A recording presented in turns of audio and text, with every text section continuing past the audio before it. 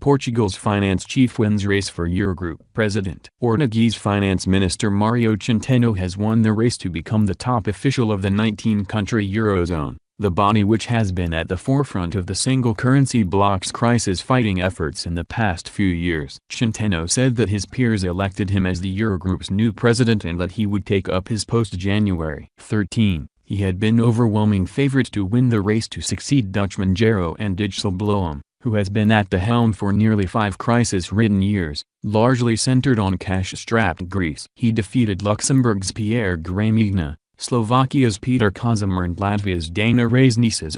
Centeno takes over at a time when the Eurozone is in far better shape than it has been for years. The economy is growing strongly, while worries over Greece's future in the bloc have subsided and the country is poised to exit its bailout era next summer. Centeno's victory has the potential to symbolize a new era for the Eurozone, all the more so as he comes from less wealthy southern Europe. While Eurozone governments still insist that countries must keep their public finances in shape, there's a greater acknowledgement that the austerity of the past few years has taken a heavy toll on people, particularly in countries like Portugal and Greece. Following the recent departure of longtime German finance minister Wolfgang Schäuble, considered the high priest of austerity in the Eurozone, a Centeno victory encapsulates that shift. Portugal was one of 4 Eurozone countries that had to be bailed out during the region's debt crisis. In 2011, the country required a €78 billion, $93 billion, rescue after its budget deficit grew too large and bond market investors asked for hefty premiums to lend to the government. In return for the financial lifeline,